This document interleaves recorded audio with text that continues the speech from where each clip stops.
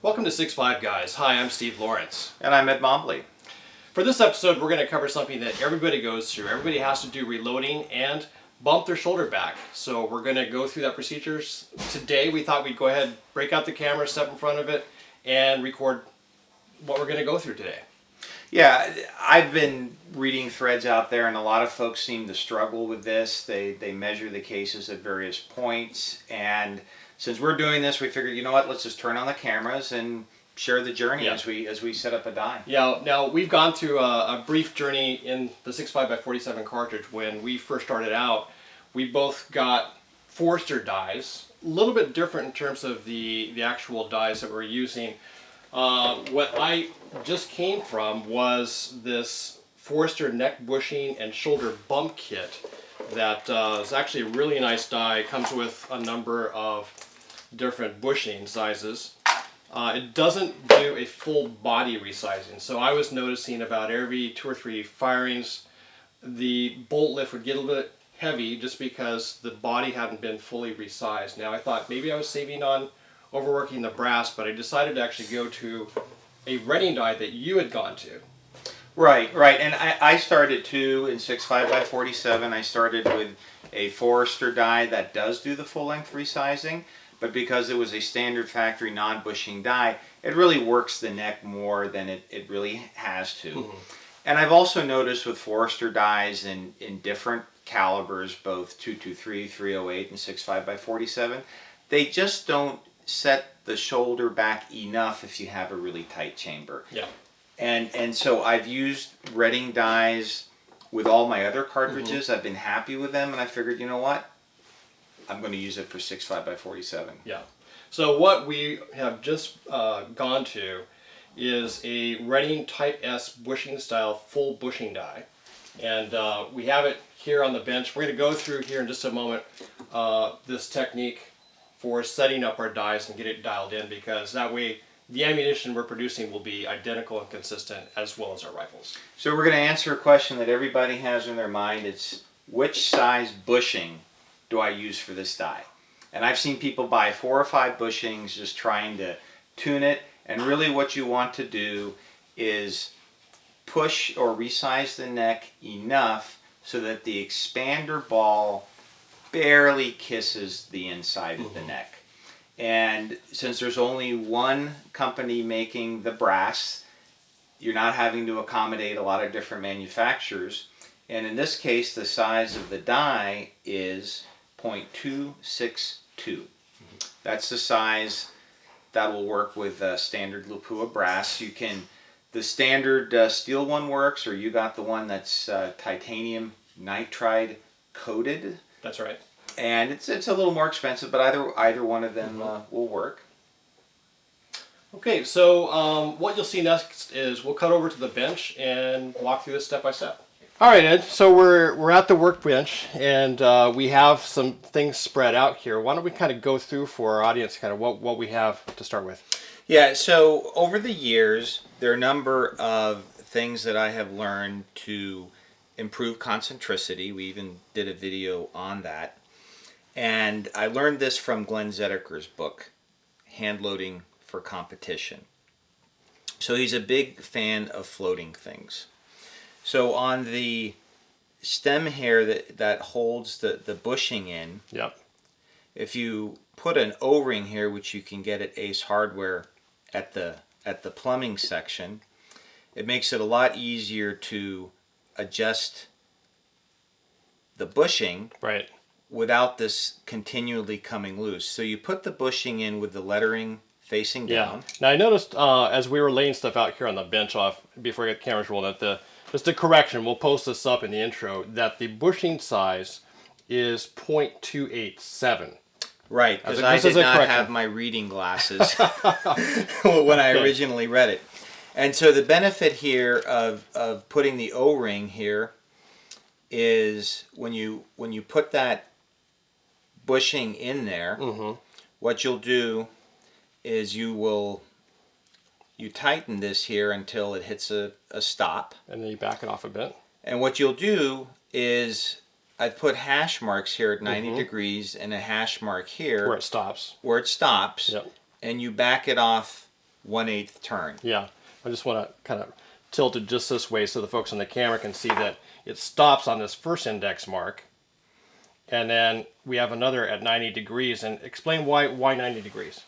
Well, 90 degrees is just visually easy to just cut into Half.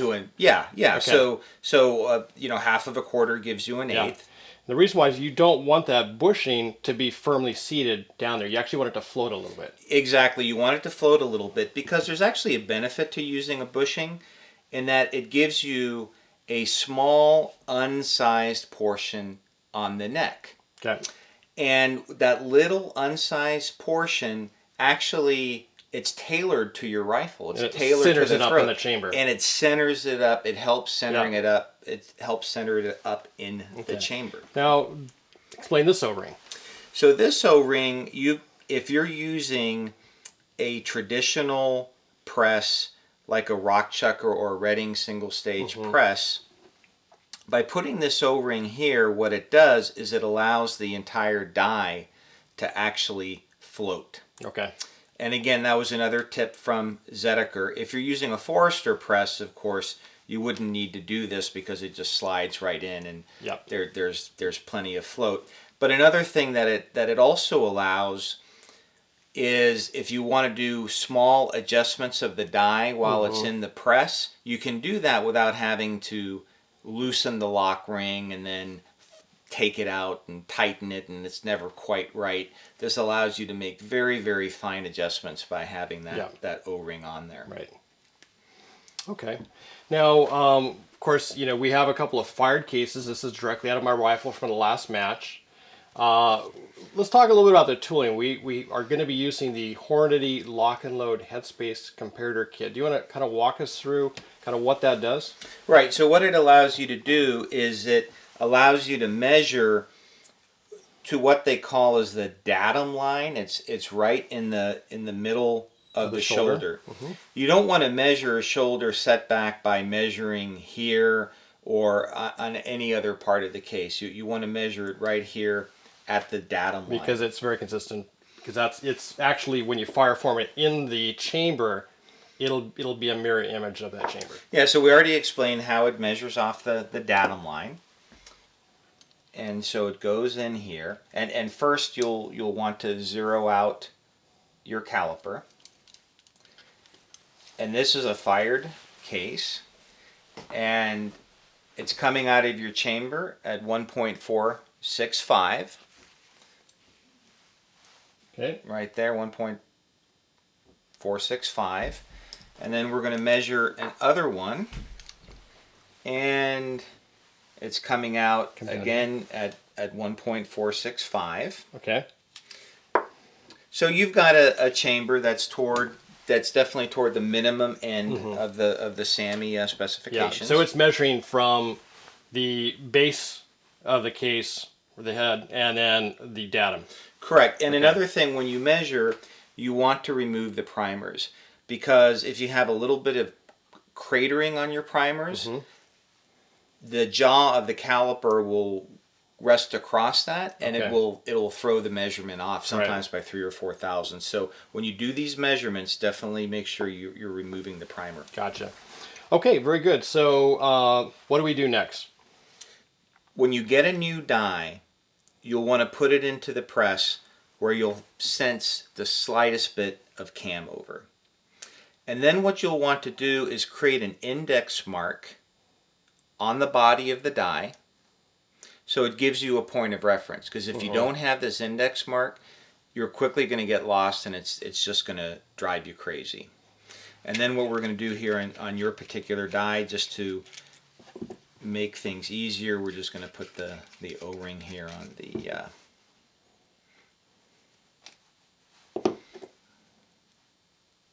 Now another thing on the Redding dies, you want to make sure that this is tight. Right there. We're using the carbide sizer. That's right. And since these are fired cases, I guess, do we want to put a tiny little bit of Imperial dye wax on there? Absolutely, we want to lube them. Okay, so put a little bit of Imperial dye lube on that. Exactly. Okay. So that that way the first case that goes through there, it's not going to squeak. So again, we tighten that down, and then we move it 1/8 turn. Now there's a shake test. You can hear the hear the bushing. So when we shake that back and forth, if you hear that bushing rattle just a little bit, you're good. Exactly. Okay. Exactly. We have the die put together with the bushing. Correct. What do we want to do next? So what you'll want to do is you'll want to screw the die in until you get a light cam over. Okay. Then what you're going to do is you're going to snug down this ring. The ring is going to have a split in it, and you'll notice here we've replaced the Redding ring with a Forster ring. And the reason why we do that is the Forster rings are easier to adjust, and they have a very convenient little slit right here that you can use as an index mark. Yep. Right. So what you do is you screw this in till there's that slight cam over. You tighten this down, and then wherever this index mark is, you make a corresponding mark on the threads of the die. Now we've done this, right? So to keep the video length to a reasonable length, we've went ahead and made that adjustment. So the first time we actually sized your first piece of brass, you take a measurement off that. Correct. And what we found out is that it was resizing it too much. So what we did is we turned it. Backed it off. We backed it off so that they're no longer aligned right here. Mm-hmm. Okay. So why don't we go ahead and we'll screw that into the press. And we're not using the O-ring here because a lot of folks don't want to use the O-ring. But I tell you, putting an O-ring here is almost essential because this lock ring here just does not stay tight unless you really wrench it down. Yeah. So what we're gonna demonstrate here, guys, is once we have this dialed in, you saw what we measured off the comparator gauge, just running a little bit of imperial die sizing wax on this. Normally we would use our trusty lanolin solution, but because we're not running a whole batch of cases through this, is just a little bit more expedient.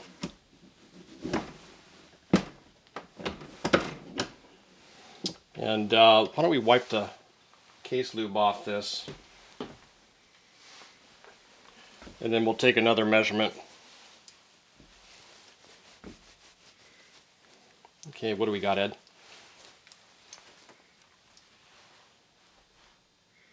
1.463, which is about a 2/1000th setback. Okay. Which, for running in a dirty environment, is right where you'd want it. So we're setting back the shoulder about 2/1000. Yeah. And why don't we just do one more as a double check.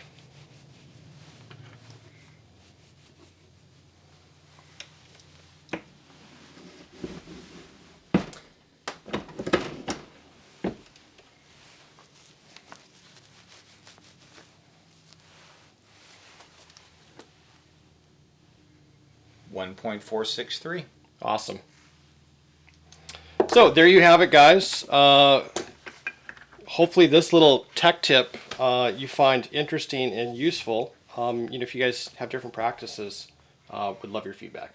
Yeah, and also an additional tip when you do the resizing operation, when you come back up, you just don't want to go like this and pull the expander and jerk it up. And jerk it. Yep. What you'll want to do is just make sure that, as Steve did, you just have a nice, smooth motion.